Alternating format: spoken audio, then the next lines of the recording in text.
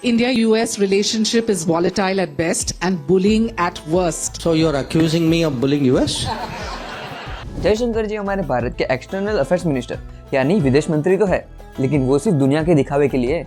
Reality में वो एक सोशल मीडिया स्टार है जिनका काम है वेस्टर्न कंट्रीज की हिपोक्रेसी को एक्सपोज करना। हिपोक्रेसी माने जो खुद बुरा जाए उसको खुद ही फॉलो ना करना। फॉर एग्जाम्पल, एक वेस्टर्न रिपोर्टर ने एस जयशंकर जी से पूछा कि इंडिया रशिया से जो ऑयल बाय करता है उससे वो इनडायरेक्टली रशिया यूक्रेन वॉर को फंड कर रहा है, तो आपको ऐसा नहीं करना चाहिए। उसके रिप्लाई में एस जयशंकर जी ने क्या कहा? Europe has to grow out of the mindset that Europe's problems are the world's problems. But the world's problems are not Europe's problems. The world cannot be that Eurocentric as it used to be in the past. Look, I don't think we're sitting on the fence just because I don't agree with you. Without any hesitation आपने ऐसे ही कोई मुंह तोड़ जवाब पूरे साल तो देखे और सुने, लेकिन आप में से ही बहुत सारे लोगों को उनके बैकग्राउंड के बारे में, उनके डिप्लोमेटिक करियर के बारे में, उनके कैरेक्टर के बारे में पता ही नहीं है। फॉर एग्जांपल, जयशंकर जी ने जेएनयू से पॉलिटिकल साइंस में मास्टर किया है। हाँ, सही सुना, वो एक जेएनयू स्टूडेंट है, अपनी टेक्सटाई जैसा। ऑल्सो वो भारत के इतिहास के सिर्फ दूसरे ऐसे फिगर है जिनको डिप्लोमेसी की वजह से एक्सटर्नल अफेयर्स मिनिस्ट्री मिली है। लेकिन क्या वो डिजर्विंग है? हाँ बिल्कुल है, बस बिल्डअप के लिए बोल रहा हूँ। आज मेरा काम है एसजे की हिस्ट्री, उनका कैरेक्टर, उनकी आइडियोलॉजी, सब कुछ आपके सामने एक्सपोज करना। आपको पता है एसजे की स्टोरी भी थोड़ी बहुत आपके और मेरे जैसी है।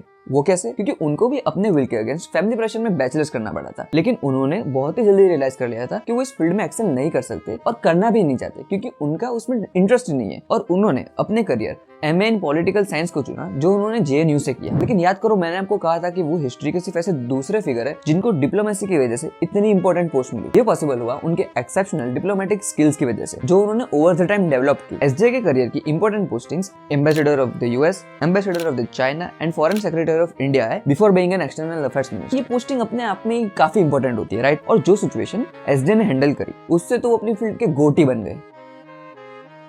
यूएस वाले टेंडर की बात करते हैं, लेकिन उससे पहले सब्सक्राइब कर दो प्लीज।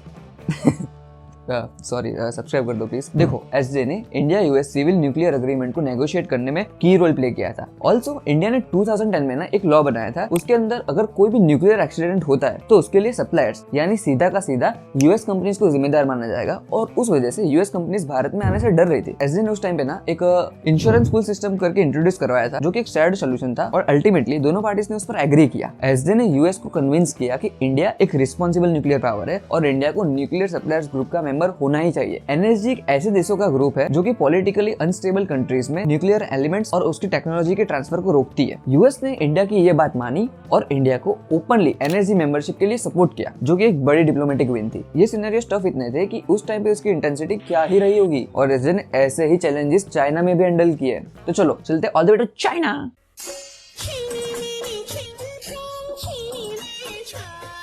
रेसिस्ट हो जाएगा, छोड़ो।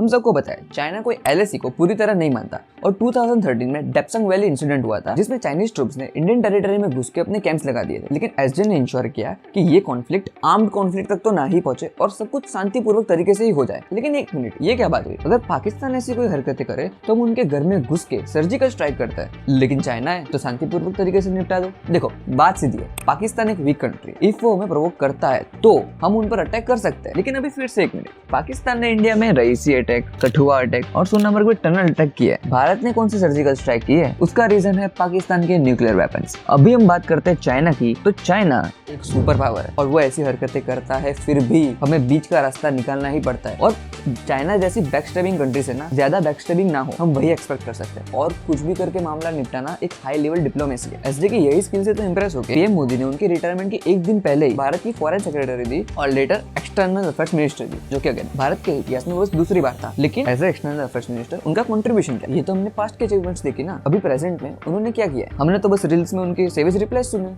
अभी बताता हूँ। सबसे पहली बात, उन्होंने रशिया यूक्रेन वॉर में इंडिया का न्यूट्रल स्टांस कायम रखा जब दुनिया की दो बड़ी सुपर पावर साइड्स लेने के लिए हम पर प्रेशर बना रही थी। अच्छा ठीक है, न्यूट्रल स्टांस लिया, लेकिन उसका फायदा क्या हुआ? उसका सबसे बड़ा फायदा ये कि हमने रशिया से ऑयल लेना भी स्टार्ट रखा और दूसरी तरफ यूएस से ट्रेड भी चलता रहा। याद रखना, यूएस ही ऐसी कंट्री है जिसके साथ हम सबसे ज्यादा ट्रेड सरप्लस एंजॉय करते हैं, और सस्ते ऑयल के लिए हम रशिया पर हेवीली डिपेंडेंट है। तो कुछ भी करके न्यूट्रल स्टांस तो मेंटेन रखना ही था, और उन्होंने same stance Israel Gaza conflict में भी कायम रखा। डिसीजन इमोशनली नहीं, इंडियन इंटरेस्ट को ध्यान में रख के लिए। लेकिन एसजी की मिनिस्ट्री का अगर सबसे बड़ा कोई मास्टर स्ट्रोक है तो वो है IMEC, India middle east economic corridor. समझाता हूँ कैसे। हाल में ना इंडिया का 95% ट्रेड सुएज कैनाल वाले रूट से होता है, जहाँ पर बहुत सारी प्रॉब्लम्स हैं, जैसे कि यमन के हाउदी रेबल्स कई बार उस रूट से जाने वाले शिप्स पर अटैक कर लेते हैं, जिससे इनसिक्योरिटी क्रिएट होती है एंड ट्रेड लॉस होता है। और आप सब वो सुएज कैनाल वाले इंसिडेंट से तो अवेयर होंगे ही, जब एक शिप के फंस जाने से कैसे कई दिनों तक ट्रेड क्राइसिस क्रिएट हो गया था। और ऐसे ही प्रॉब्लम्स की वजह से इंडिया को अल्टरनेट रूट यूज करना पड़ता है, जो कि बहुत ही अनसफिशिएंट एंड टाइम कंज्यूमिंग है। तो यही प्रॉब्लम्स का सोल्यूशन है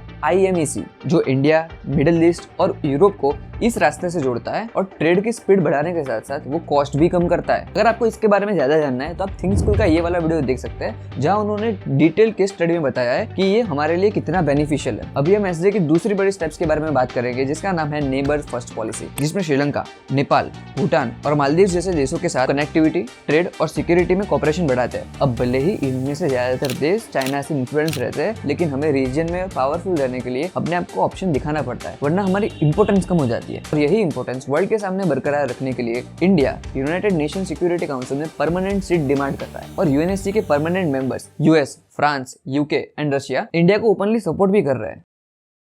The United States has reassured its support to India for its bid to become a permanent member of the UNSC. US Foreign Minister Sergey Lavrov has backed India's entry into the United Nations Security Council as a permanent member.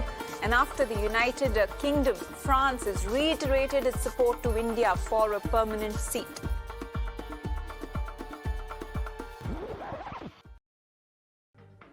UNSC के permanent members के एक्सपेंडेशन के लिए सारे P5 members including China, उसकी भी permission चाहिए, जो China कभी नहीं करेगा।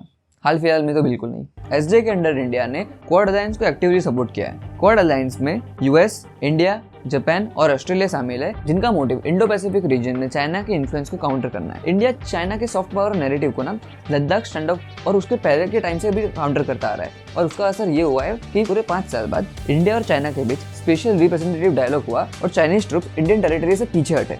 आई हैव टू मेंशन कि चाइनीज ट्रूप के पीछे जाने का सबसे बड़ा role Russian president Vladimir Putin का है, लेकिन फिर भी अगर मैं ऐसे हर एक अचीवमेंट दिखाने बैठ गया ना तो हो गया ये वीडियो खत्म।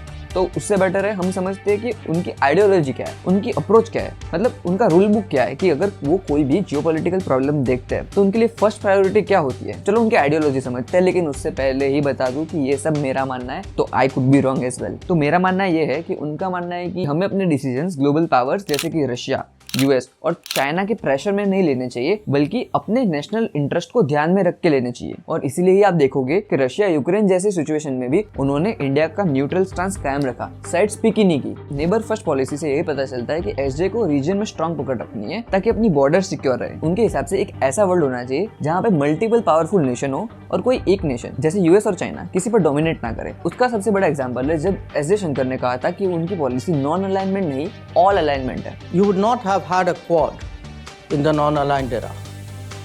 You would have a Quad in a multi-alignment era. लेकिन tech and innovation primarily west से आते हैं और चाइना वर्ल्ड की मैन्युफैक्चरिंग फैक्ट्री है, तो ये डिपेंडेंसी हटाना कोई आसान काम नहीं होने वाला। डिपेंडेंसी हटाने का ओनली वे है सेल्फ डिपेंडेंट बनना, इंपोर्ट कम करना, एक्सपोर्ट ज्यादा करना। लेकिन जब तक इंडियन पॉलिटिक्स में फ्रीबीज बांटना नॉर्मलाइज्ड है, करप्शन चलता रहेगा, तो ये सब चीजें जल्दी नहीं सुधरने वाली है। लेकिन आप मुझे बताओ कि आपको SJ की आइडियोलॉजी और अप्रोच कैसी लगी, अभी के अभी कमेंट करके बताओ। और सबसे इंपॉर्टेंट बातें मैं बताना भूल गया कि लाइक और सब्सक्राइब करके जाना, इंटरेक्शन नहीं दोगे तो मजा नहीं आएगा मेरे को। तो प्लीज लाइक एंड सब्सक्राइब। मैं आपको मिलता हूँ इसी चैनल पर, आओ जाओ।